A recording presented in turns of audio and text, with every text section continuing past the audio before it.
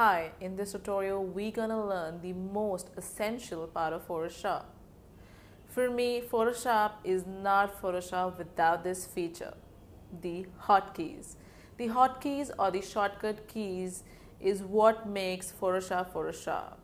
So if you are just now starting with Photoshop, I would suggest from the very beginning, try using the hotkeys.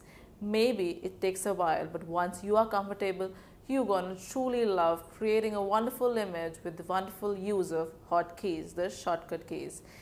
So let's quickly go and see the various shortcut keys available with Photoshop. We have Control Z, which is a popular and a common command for undoing a state. But what if you thought of undoing maybe 2 steps behind or 3 steps behind? For that, we have Control Alt plus Z, that is to undo more than one statement. You can select the entire image by doing a Control A or deselect by Control D. You could also change the image size by Control Alt plus I. That can change your image size. We can open a new file by create a Control plus N. We can open an image by Control plus O. We can save the image you're working on by pressing Control plus S, and you can switch on to the full screen by just pressing F, maybe once or twice, and you get the full screen.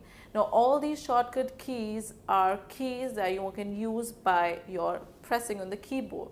But for all these options, you also can go through the menu bar and use these options by mouse clicks.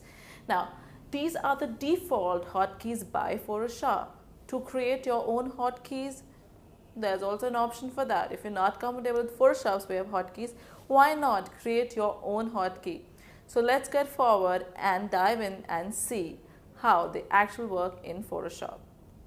So Photoshop is actually Photoshop because it has some essential, some amazing hotkeys, and these hotkeys it's what makes Photoshop so cool.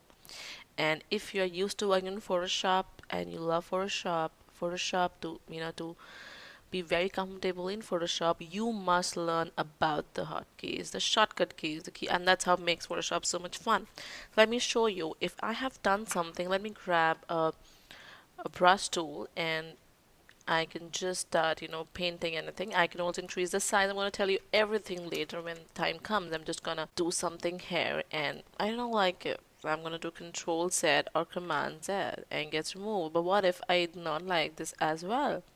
Again to Control Z, it does not brings back. It just undo one state. And if you want to undo more than one state, you do Control Alt Z or Command Option Z and see everything goes. So if you're using actually Control Z for one undo state, Control or Command Alt Z or Command Option Z is for undo more than one space. You want to select something, Control A or Command A, and so you can see these marching ants around my image, and I want to just do not select this. I'm going to say Control D. It deselects the whole thing, or Command D. I actually want to change the image size.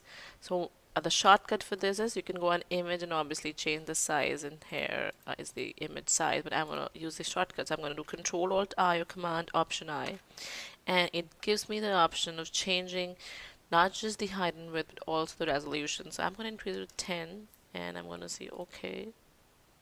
It's taking time and it's actually my image is actually changed the size. I can also have a new image by just doing a Control Command N. I have a new image. I'm not going for it, I'm just cancelling. Or if you want an existing, you just do Command O or Control A